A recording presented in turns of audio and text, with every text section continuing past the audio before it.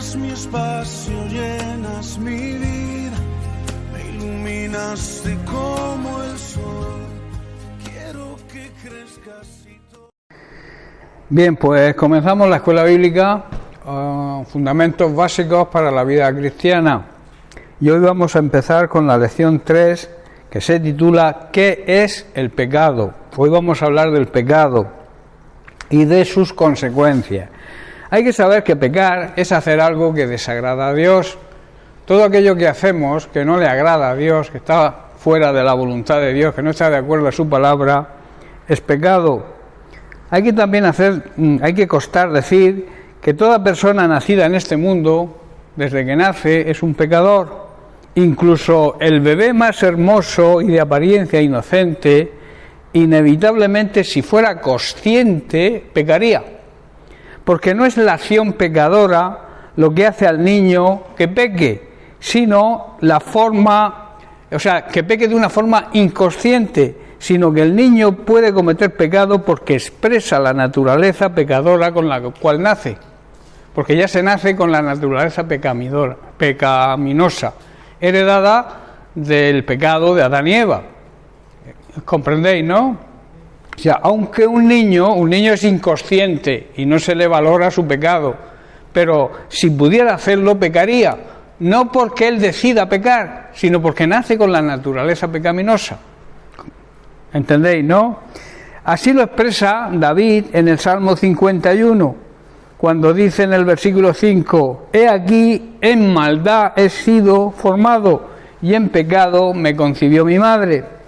Está diciendo David que soy pecador de nacimiento desde el momento en que mi madre me concibió.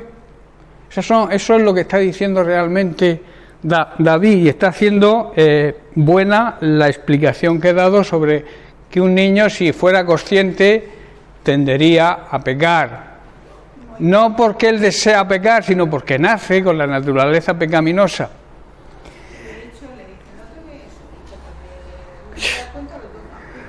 La naturaleza, la vida humana es pecadora porque se centra en uno mismo en vez de centrarnos en lo que Dios dice. A veces la consecuencia de preocuparnos de nosotros por delante de lo que Dios se preocupa o de lo que Dios dice que nos preocupemos, eso hace que pequemos. Los deseos e intenciones desde niño se centran en uno mismo. Un niño pequeñito, todo es suyo, ¿verdad?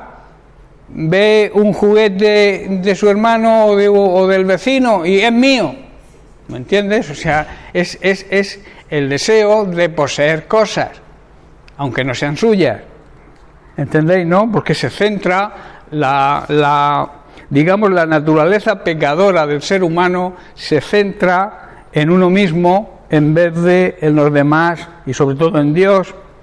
Por tanto, la esencia del problema es por naturaleza que queremos agradarnos a nosotros mismos. Cuando digamos que actuamos con naturalidad, por naturaleza y no espiritualmente, o sea, actuamos de una forma natural, como resultado de esa naturaleza egoísta con la cual nacemos, inevitablemente pecamos y desagradamos a Dios, que como he dicho, pecar es desagradar a Dios. En Romanos, y esto tiene unas consecuencias, en Romanos capítulo 3, versículo 23, vemos el problema. Dice el apóstol Pablo, por cuanto todos pecaron y están destituidos de la gloria de Dios.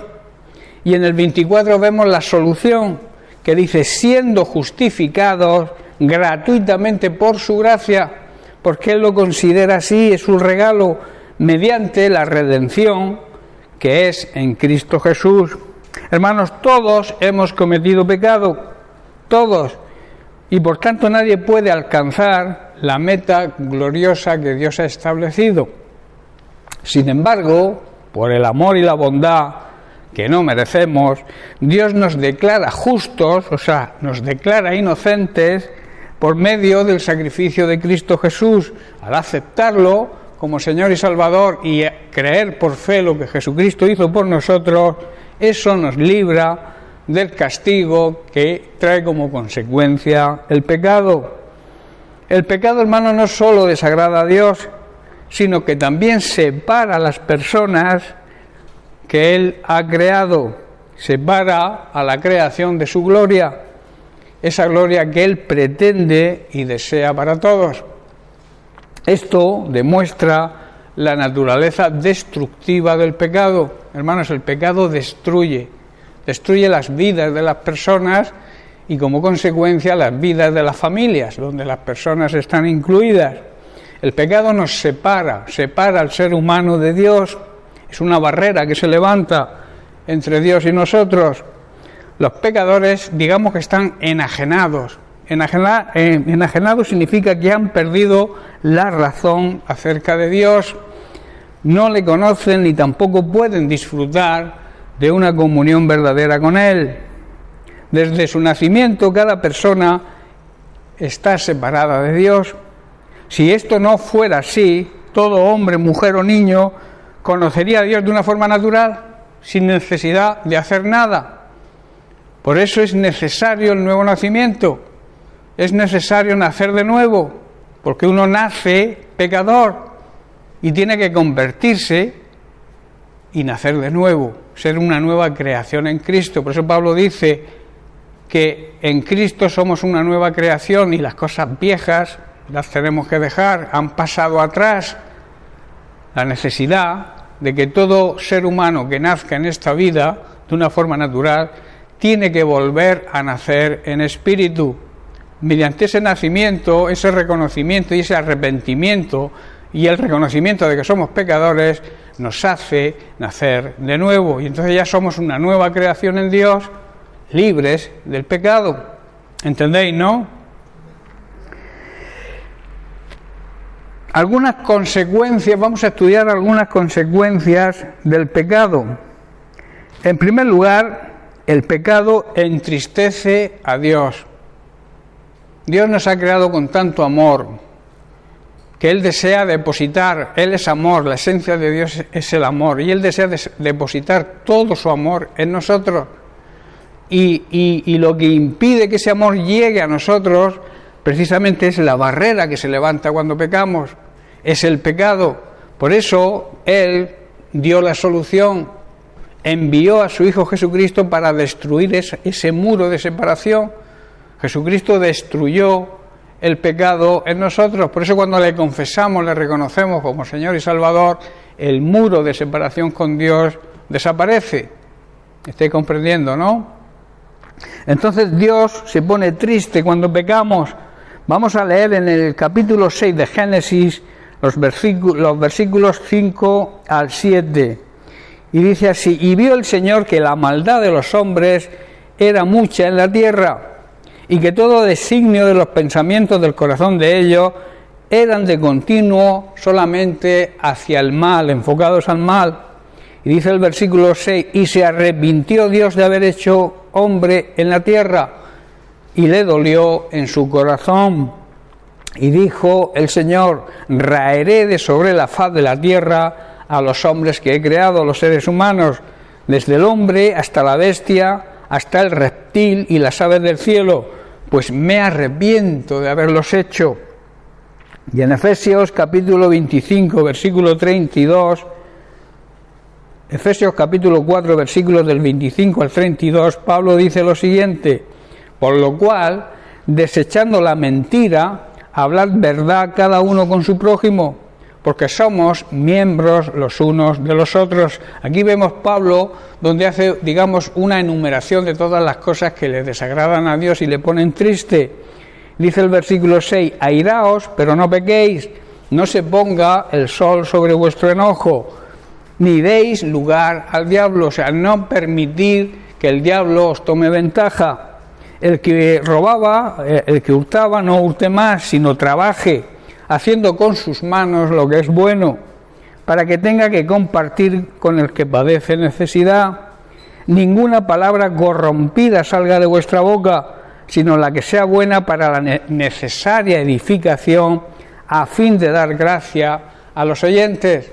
A fin, cuando uno habla groseramente, no nos hace daño al oído. O sea, a mí me hacen poca gracia las personas que usan tacos, que usan palabras, digamos, malsonantes.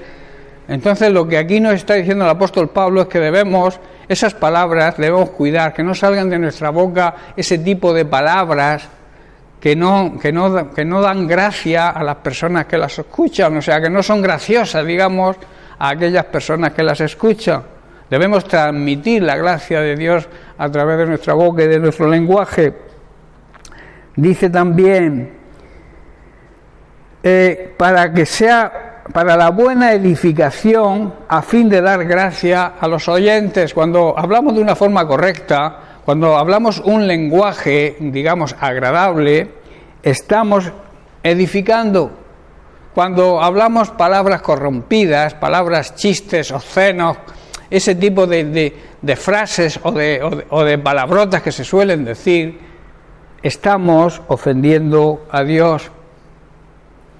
Hay muchos creyentes que aquí en la iglesia se guardan mucho de decir tacos o palabrotas, pero cuando salen de aquí, yo he tenido varias experiencias de este tipo, los oyes hablar igual que hablan las personas del mundo, las personas que no creen, y eso es lamentable cuando nosotros debemos ser ejemplo. A mí no me gusta escuchar ese tipo de conversaciones, yo huyo de ellas, porque no edifican, al contrario, nos bajan espiritualmente. También dice que no contristéis, que quiere decir no pongáis triste al Espíritu Santo de Dios, con el cual fuisteis sellados para el día de la redención. No debemos, hermanos, entristecer al Espíritu Santo de Dios con nuestra forma de vivir. Nuestro testimonio y nuestra forma de vivir puede hacer que el Espíritu Santo, que Dios se ponga triste. ¿Qué debemos hacer, por tanto? Vivir una vida correcta, de acuerdo a los principios bíblicos, a los principios que nos marca la palabra de Dios. Por eso es necesario estudiar la palabra de Dios, leer la palabra de Dios, para encontrar la sabiduría de cómo comportarnos en esta vida. Y a veces, lamentablemente, nos comportamos bastante mal y damos un mal testimonio con nuestra vida. Y eso le pone triste a Dios. También tenemos que recordar que Dios nos puso un sello, que quiere decir que nos dio una nueva identidad, y nos dio una nueva identidad como hijos suyos. Y esto, hermanos, nos garantiza la herencia de la vida eterna. Al ser hijos de Dios somos herederos de lo que Dios tiene. ¿Y qué tiene Dios para nosotros? La vida eterna. Y esa vida eterna, esa herencia, no hay que morirse para empezar a disfrutarla. El Señor quiere que empecemos a disfrutarla aquí, en esta vida, pero para ello debemos ser obedientes a su palabra y debemos llevar una vida de acuerdo a los principios de la palabra de Dios. Y el verso 31 dice: quítense de vosotros toda amargura, todo enojo, ira, gritería, maledicencia y toda malicia. Antes dice, sed benignos. Benigno significa con tendencia a hacer el bien, que en nuestro propósito siempre esté el hacer el bien y nunca el mal. Unos con otros, misericordiosos, perdonándoos unos a otros, como Dios también os perdonó a vosotros en Cristo. Hermanos, el pecado entristece a Dios, se siente mal de ver cómo reacciona su creación al gran amor con la cual Él la creó. Como he dicho, Él nos creó su creación para depositar su amor, para que su amor, que es su esencia, fuera transmitido y depositado en alguien. Ese alguien somos tú y yo, la obra, digamos, perfecta de su creación, la joya preciosa de su creación, y Él nos creó con ese fin, con ese propósito, depositar su amor sobre nosotros, pero claro, nos condiciona que debemos obedecer su palabra.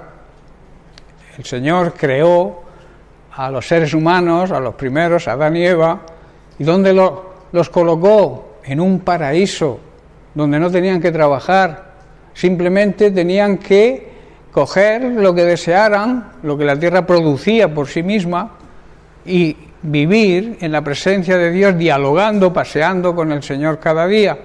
Pero les puso una condición, que tenían que ser obedientes. ¿Y qué ocurrió cuando desobedecieron? Cuando la codicia, la tentación llegó a sus vidas, que cayeron. El primer Adán decidió pecar, pero gracias al segundo Adán, que es Jesucristo, nos trajo el remedio para solucionar esa expulsión del paraíso que sufrieron y volver a reconciliarnos con el Señor. El pecado nos aleja de Dios. Cristo nos acerca al Padre mediante, claro, un gran precio que él pagó, tuvo que pagar con su propia vida, con su propia sangre, y eso merece que nosotros vivamos una vida de acuerdo a la palabra de Dios. Es importante entender esto. La segunda, la segunda consecuencia del pecado es que el pecado trae culpabilidad. Cuando uno peca, indiscutiblemente se siente mal, porque hay algo dentro de nosotros que es la conciencia, el testimonio interior, que nos dice, que nos muestra lo que está bien y lo que está mal. ¿Qué pasa con los malvados? Porque tienen cauterizada la conciencia, han acumulado tanto odio, tanto pecado, tanto egoísmo, que no escuchan la voz interior. Pero la voz interior está ahí, está puesta por Dios, es un regalo de Dios para avisarnos, es, el piloto que nos avisa del peligro. Pero, como he dicho, muchos lo tienen cauterizado precisamente por culpa del pecado, porque han sido atraídos por el pecado, han caído en el pecado y siguen cada vez pecando más. Y entonces todo eso tapa la conciencia, pero Dios está ahí detrás. Por eso dice que el pecado siempre trae culpabilidad, sentimiento de culpa. En el Salmo 51 también, los versículos 2 al 4, David, después de cometer su pecado, se arrepiente, confiesa y le pide a Dios lo siguiente. Esto es un reconocimiento real, un arrepentimiento real de un pecador. Dice: lávame más y más de mi maldad y límpiame de mi pecado, porque yo reconozco mis rebeliones y mi pecado está siempre delante de mí. El pecado siempre te acusa, el pecado siempre está delante del pecador y le hace sentirse mal, le hace sentirse culpable. Aunque no lo quieran aceptar, el pecado siempre nos culpabiliza. Versículo 4 dice: contra ti solo he pecado y he hecho lo malo delante de tus ojos, para que seas reconocido justo en tu palabra y tenido por puro en tu juicio. Vemos aquí dos palabras, en estos versículos hay dos palabras que se refieren al pecado. En los versículos 2 y 3, la palabra pecado que aparece es la primera palabra es chatán, que significa ofrenda, entrega al pecado. Es una ofrenda que le hacemos al pecado. El pecado, como he dicho, es rechazar la ley de Dios, vivir de espaldas a Él, y esto nos lleva a hacer nuestra propia voluntad en oposición de la de Dios, entregándonos a la iniquidad, a la maldad y a la injusticia, porque todo pecado es una injusticia, y toda injusticia es pecado, porque pecamos contra Dios, y David lo reconoció. Tú puedes pecar contra alguien, tú puedes pelearte con alguien, insultar a alguien, estás pecando contra esa persona, pero primeramente estás pecando contra Dios. Por eso David dice: contra ti. Él había pecado de adulterio con Betsabé, la mujer de Usías, ¿no? Pero realmente él reconoce que el pecado, primeramente, se hace contra Dios. Cuando tú pecas, no pecas con la persona que has afectado con tu pecado. Primeramente estás pecando contra Dios. ¿Entendéis, no? Es como nos ofrendamos, nos entregamos, nos rendimos al pecado y el pecado nos vence. Eso es lo que significa la primera palabra, esa palabra chatá, que es ofrenda. que nos ofrendamos, en vez de ofrendarnos a Dios, ser una ofrenda agradable a Dios, nos ofrendamos al pecado. La otra palabra aparece en el versículo 4, cuando David dice: contra ti solo he pecado, he hecho lo malo delante de tus ojos, para que seas reconocido justo en tu palabra y tenido por puro en tu juicio. David está diciendo que había pecado contra Dios y que había hecho lo malo delante de sus ojos. Y luego añade: quedará demostrado que tienes razón en lo que dices y que tu juicio contra mí es justo. Él reconocía que el juicio que iba a recibir, aunque fuera duro, porque su pecado lo merecía, llamaba a Dios como un Dios justo por aplicar su justicia. A veces tenemos miedo a que Dios nos castigue, de alguna manera nos discipline. No aceptamos muchas veces la disciplina, pero aquí David muestra que sí acepta el juicio y la disciplina de Dios, porque acepta y reconoce que había pecado, y su pecado, el pecado, es grave. A veces minimizamos las consecuencias y el significado de lo que significa pecar, pero en realidad pecar es un agravio muy grande contra Dios y nos trae graves consecuencias. Cuando hacemos lo malo, porque como he dicho, todo pecado que cometemos lo cometemos contra Dios, aunque afecte a otras personas, cuando hacemos lo malo delante de los ojos de Dios y nos arrepentimos, estamos demostrando que Dios tenía razón, que Dios tiene razón cuando nos prohíbe pecar, y lo dice su palabra, y aceptamos que se nos aplique el justo juicio de Dios. En 1 Corintios, que lo leemos muchas veces cuando celebramos la Santa Cena, en el capítulo 11, versículo 32 dice: mas siendo juzgados, somos castigados por el Señor para que no seamos condenados con el mundo. O sea, cuando el Señor nos hace un juicio, nos juzga, nos está disciplinando para que no seamos condenados junto con las personas que le niegan y le rechazan. ¿Estáis comprendiendo? A veces la disciplina no la aceptamos, pero la disciplina que Dios nos aplica es para que la aceptemos, nos corrijamos y cambiemos de actitud y no seamos condenados junto con aquellos que los rechazan y no creen en Él. ¿Estáis entendiendo? En este versículo 4 la palabra es chata, traducida en la versión griega del Antiguo Testamento como amartia, que significa errar el blanco, o sea, fallar.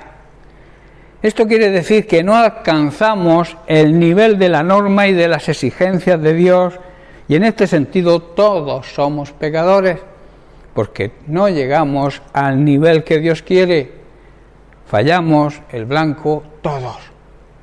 Todos cometemos fallos, todos erramos y por tanto todos somos pecadores. Lo que pasa es que algunos se arrepienten y otros no. Yo siempre digo que el cielo está lleno de pecadores arrepentidos y el infierno está lleno de personas que se creen buenas pero que no se han arrepentido nunca. Esa es la realidad. En Romanos capítulo 3, verso 23 dice, como hemos leído antes: por cuanto todos han pecado y están destituidos, están privados de la gloria de Dios. La palabra maldad, que también usa David en este salmo, significa aquello que está realmente mal. En nuestro tiempo, en el que se trata de tolerar toda clase de inmoralidad, debemos tener claro que aunque la Biblia en ciertas áreas como que mantiene silencio, no da una respuesta muy clara, lo que sí deja bien claro lo que está bien y lo que está mal. Y como he dicho antes, también tenemos la conciencia, ese piloto que nos avisa y que nos muestra cuando hacemos las cosas bien o cuando las hacemos mal. Lo que es pecado, hermanos, es lo que Dios dice que es pecado, no lo que yo opino o creo que es pecado. Hay una gran confusión con esto, que uno se autoanaliza y dice: esto que hago no es pecado porque lo hace todo el mundo. Pero eso es una mentira, eso es una artimaña del diablo para hacernos mantenernos en el pecado y que no nos arrepintamos y suframos las consecuencias. Pecado, como he dicho, es hacer todo aquello que le desagrada a Dios, todo aquello que va en contra de su palabra. Por eso es necesario, vuelvo a repetir, estudiar cada día la palabra, meditar en ella, sacar conclusiones, ser guiados por el Espíritu Santo y llegar a la conclusión de que todo aquello que no esté de acuerdo a la palabra de Dios y que hacemos le desagrada a Dios y por tanto es pecado. Amén. La maldad es aquello que está verdaderamente mal. David usó esta palabra para hablar del hecho de que él había obrado muy mal y lo admite, lo reconoce. Que eso es lo que nos cuesta muchas veces a muchos llamados cristianos, reconocer que estamos en pecado y reconocer que debemos salir de esa vida de pecado para que Dios nos pueda bendecir. Si hay pecado, como suelo decir, debes salir del pecado, reconocer que eres pecador y apartarte, dejarlo. Y entonces recibimos la misericordia de Dios. Dios es misericordioso con aquellos que reconocen que son pecadores, se apartan del pecado, que muchos reconocen el pecado pero siguen pecando, y ese es el problema, que entonces no alcanzan la misericordia de Dios. Si tú te arrepientes y dejas el pecado, te haces acreedor a la misericordia de Dios. Si no, es imposible. Y por eso dice que la maldad David la admitió, y como la admitió era porque se sentía culpable, porque como he titulado este apartado, el pecado nos hace culpables, nos hace que nos sintamos culpables. El pecado siempre traerá un sentimiento de culpabilidad.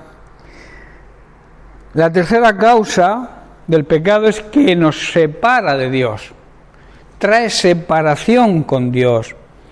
En Isaías capítulo 59, versículos 1 y 2 dice: He aquí, no se ha cortado la mano del Señor para salvar, ni se ha agravado su oído para oír, pero vuestras iniquidades, o sea, vuestros pecados, vuestras rebeliones, han hecho división, han creado una barrera entre vosotros y vuestro Dios, y vuestros pecados han hecho ocultar de vosotros, escuchad bien, su rostro para no oír.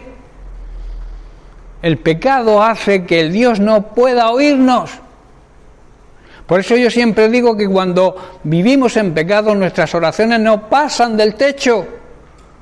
Cuando vivimos en rebeldía contra Dios, que a veces pensamos que cuando nos ponemos en rebeldía contra los líderes o los pastores o los ministerios que Dios ha puesto no ocurre nada. Pero cuando tú te pones en rebeldía contra las autoridades que Dios ha puesto, ha instituido, porque las instituyó el propio Jesucristo.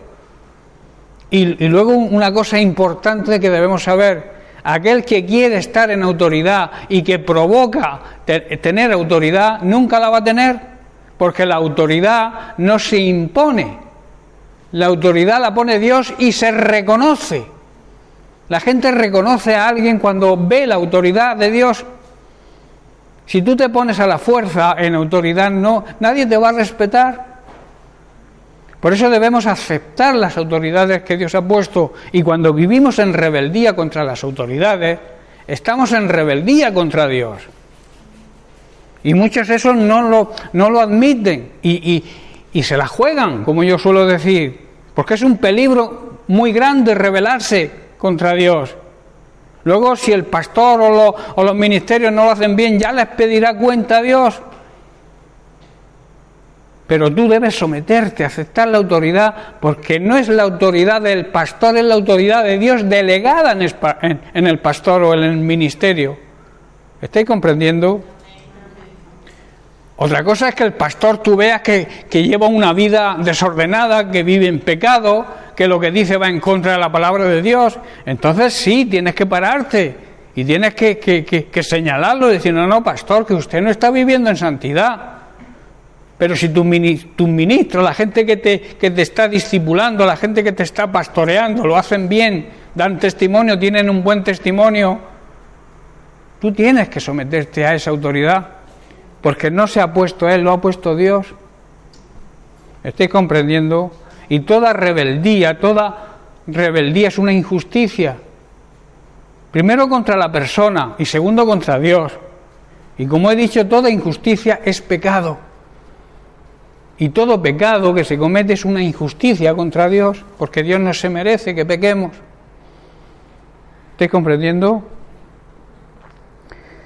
El brazo del Señor, está diciendo aquí el profeta Isaías, no es demasiado débil para no salvarnos, ni su oído demasiado sordo para no oír nuestro clamor. Son nuestros pecados los que nos separan de Dios, y a causa de esos pecados Dios se aleja y no nos escucha. No lo estoy diciendo yo, lo está diciendo la palabra de Dios. Cuando vivimos en pecado, Dios no nos escucha, por mucho que ores, por mucho que te levantes a las 6 de la mañana a orar y te tires 2 horas orando. Si tú no estás en obediencia a Dios, Dios no te escucha. No pasan del techo tus oraciones. Debes saberlo. Por eso es la necesidad de vivir en santidad, de vivir alejados del pecado, que no quiere decir que puedas fallar, pero si tú fallas el blanco, como hemos comentado, y te arrepientes y le pides perdón a Dios y a la persona que has ofendido, ese pecado es quitado porque Jesucristo cargó con él. Es un pecado que se comete por un impulso o por una mala actitud en un momento, o yo qué sé, porque ese día no te ha ido bien y has tenido una mala tarde, pero te arrepientes de corazón y Dios te perdona porque Jesucristo es el que nos justifica, nos declara inocentes cuando nos arrepentimos de ese pecado. El problema es cuando estamos viviendo en pecado y lo sabemos y seguimos ahí en el pecado. Entonces sí que tus oraciones no pasan del techo, es imposible. Si tú pretendes que a través de tu rebeldía y te mantengas en tu rebeldía, recordemos que la rebeldía fue el primer pecado que se cometió. Primero en el cielo, cuando Satanás se rebeló, cuando Lucifer, luz bella, que era, digamos, el director de la alabanza en el cielo, se rebeló contra Dios. Y luego esa rebelión aquí en la tierra, en el Edén, cuando Adán y Eva se rebelaron contra Dios, desobedecieron a Dios y rompieron la comunión que había tan estrecha con Dios. Dice que Adán y Eva paseaban por el huerto y hablaban, y tenían una intimidad con Dios diariamente, hasta que el pecado llegó y entonces se creó una barrera. Pero Dios en su misericordia trajo la solución, envió a su Hijo Jesucristo a la tierra para derribar ese muro, para cargar Él con el pecado de la humanidad, para que el hombre pudiera restaurar su comunión con Dios. ¿Estáis comprendiendo la gran importancia de lo que significa una vida de pecado y las consecuencias que trae? Y recordar, como he dicho, que el primer pecado cometido primero fue en el cielo y luego en el Edén, y fue el pecado de la rebeldía. Hermano, hoy en día hay mucha rebeldía. Nadie acepta que se le dé un consejo, nadie acepta que se le discipline, que se le diga o que se le advierte o que le exhorte: hermano, no vas bien, esto no es así, debes hacer esto, debes hacer lo otro. Se revuelven contra ti. Yo no sé qué pasa. Eso es rebeldía. Y rebeldía es rebelarse contra Dios. Cuando tú no andas en obediencia a la palabra de Dios, cuando no andas en orden, andas en rebeldía. Y Dios exige un orden, porque Dios es un Dios de orden. El pecado, como he dicho, crea una barrera de separación entre Dios y los seres humanos, Y solamente a través del arrepentimiento y el confesar a Dios como nuestro Señor y Salvador, esa barrera desaparece. En cuarto lugar, el pecado trae juicio y castigo eterno. Esta consecuencia sí es grave, todas son graves. En Mateo capítulo 25, versículo 46, Jesús habla precisamente del juicio y del castigo eterno. Dice, e irán estos, o sea, se refiere a los pecadores, al castigo eterno, al infierno, y los justos, que son los pecadores arrepentidos, a la vida eterna. Ahí Jesús está marcando, en un versículo, digamos, muy corto, pero está hablando de que el pecado trae juicio, y el juicio, para aquellos que viven en pecado y no se arrepienten, la sentencia de ese juicio es el castigo eterno. En cambio, la dádiva, el regalo de Dios para los que se arrepienten y viven en el orden de Dios, es vida eterna. Esa vida abundante y plena que Jesucristo nos ofrece. Yo he venido para que tengáis vida, dice Jesús. El diablo vino para robar, matar y destruir. Pero yo estoy aquí, he venido para que viváis la vida eterna, empecéis a vivirla aquí ya. Pero para eso debéis andar en obediencia a mi palabra. Si no, es imposible. Los pecadores, aquellos pecadores que no se han arrepentido, sufrirán el castigo eterno. Y los justos, los que han sido justificados y declarados inocentes por aceptar el sacrificio de Cristo y creer por fe en Él, recibirán la vida eterna. Esto es lo que demanda, hermanos, y exige la justicia de Dios. Dios es amor, ¿verdad? Lo he dicho, su esencia es el amor. Dios no es que tenga amor, Dios es amor, pero también es justicia. El amor y la justicia siempre van unidos. Tú no puedes separar el amor de la justicia, es imposible. Pero muchos aceptan, o sea, reciben, creen o piensan que el amor de Dios lo va a cubrir todo. Y que un día, como Dios es amor, nos va a perdonar a todos, aunque no nos arrepintamos. Y eso es otra falacia, eso es otra gran mentira del mismo diablo. Porque ningún juez justo, si eres acusado y eres declarado culpable, te va a librar de la paga de esa condena que merece por ley, ¿no? Digamos, hablando en términos mundanos, aquí en la tierra, la justicia que aplica un juez, por muy amigo que sea, o por mucho amor que te tenga, debe ser justo, porque si no, prevalica, ¿no? Los jueces que no actúan en justicia, prevalican. Y Dios es un Dios justo. Y justicia es dar a cada uno lo que merecen sus obras. Si merecen premio, premio. Pero también si merecen castigo, castigo. Y Dios es amor, vuelvo a repetir, pero también es justicia. Elena, no te me duermas, por favor.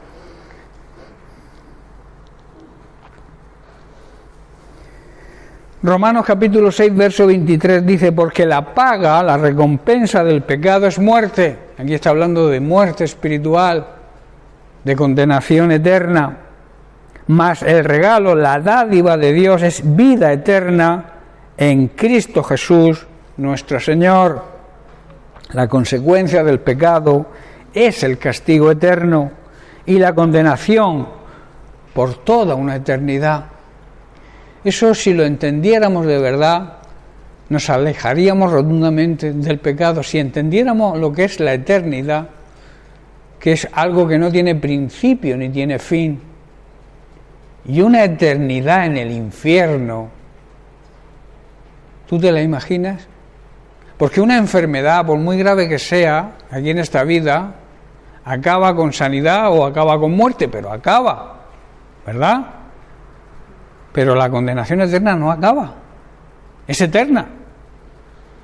El infierno es eterno. Y eterno es que no tienes principio ni tiene fin, es una eternidad de sufrimiento, alejados de la presencia de Dios. En cambio, Dios te ofrece un regalo, la vida eterna, empezar ya a vivirla aquí y luego llegar a la presencia de Dios y disfrutar de esa presencia por toda una eternidad. Qué diferencia, ¿verdad? ¿Y por qué la gente se obstina en seguir viviendo en pecado? ¿Por qué la gente, también muchos llamados cristianos, se empecinan y siguen, aceptan que están viviendo en pecado, lo reconocen, le piden a Dios que le ayude a salir del pecado? Pero si Dios ya te ha ayudado, Dios ha enviado a Jesucristo para que te perdone, pero si te arrepientes y dejas de pecar, recibes la salvación, si no, no. El pecado es una enfermedad y esa enfermedad trae la muerte espiritual. Y Dios nos facilita una medicina, que es Jesucristo, es su palabra. Tenemos que tomarla, alimentarnos de ella, vivir de la palabra de Dios, y entonces la palabra de Dios hace efecto. Si no te aplicas la medicina, sigues enfermo, y esa enfermedad, te repito, te lleva a la muerte espiritual, a la condenación eterna. Debemos saberlo, y como buenos discípulos tenemos que saberlo y experimentarlo, y ser ejemplo, y transmitir a los demás, con amor, claro está, el problema y la solución. Primero el problema y luego la solución. Y siendo ejemplo, dando buen testimonio, porque si tú presentas el problema y tú vives en el problema, pues ya me contarás qué aceptación vas a tener. Si tú vives en pecado, ¿cómo puede llegar a alguien y decirle que el pecado lo condena? Te dirá, primero ponte tú en orden y después ven y aconséjame a mí, ¿verdad? La consecuencia del pecado, como he dicho, es el castigo eterno, es la condenación por toda una eternidad, y la consecuencia de una vida justa, honrada, es la vida eterna, hermanos. En quinto lugar, el pecado esclaviza, nos hace esclavos. Aunque no lo queramos aceptar, el pecado nos hace esclavos. Así lo dice Pablo en Romanos capítulo 6, a partir del versículo 16. Dice: ¿no sabéis que si os sometéis a alguien como esclavos para obedecerle, sois esclavos de aquel a quien obedecéis? Sea de pecado para muerte, esa muerte es muerte espiritual, la condenación, o sea de obediencia para justicia, para ser declarados justos, declarados inocentes, porque Jesucristo pagó nuestra sentencia. En Él se cumplió la sentencia que nosotros merecíamos por nuestras malas obras. Dice que el acta de la sentencia, que nos era contraria, era una sentencia condenatoria, Él la colgó en la cruz. O sea, Él llevó esa sentencia por nosotros, para poder ser declarados justos, inocentes, justificados por el amor de Dios y la misericordia. Debemos, por tanto, darnos cuenta de que uno se convierte en esclavo de todo aquel a quien obedece, y podemos ser esclavos del pecado, lo cual lleva a la muerte espiritual, o podemos decidir obedecer a Dios, lo cual lleva a una vida recta, honrada, y nos conduce a la vida eterna. Nosotros, tú y yo, éramos antes esclavos del pecado, ¿verdad? Vivíamos en pecado, éramos esclavos del pecado. Pero gracias a Dios, gracias a su amor y su misericordia, ahora, hoy en día, obedecemos de todo corazón la enseñanza que hemos recibido y actuamos como buenos discípulos, ¿no? ¿Es así o no? Si no es así, debemos autoexaminarnos y decidir de una vez por todas dejar la esclavitud del pecado y hacernos esclavos de Cristo. Nosotros, hermanos, ahora somos libres, gracias al amor y a la misericordia de Dios, que envió a Jesucristo para darnos libertad. Él mismo lo dijo: yo que soy la verdad que soy yo, os hará libres. ¿Os hará libres de qué? De cualquier atadura. ¿Y cuál es la mayor atadura que hoy en día tiene el ser humano? La atadura del pecado.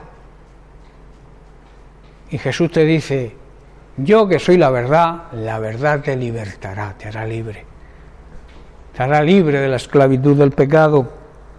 En Santiago, capítulo 1, versículos 13 al 15, nos dice el apóstol: cuando alguno es tentado, no diga que es tentado de parte de Dios, porque Dios no puede ser tentado por el mal, ni Él tienta a nadie, sino que cada uno es tentado cuando de su propia concupiscencia, la concupiscencia es el deseo pecaminoso de nuestra carne, es atraído y seducido.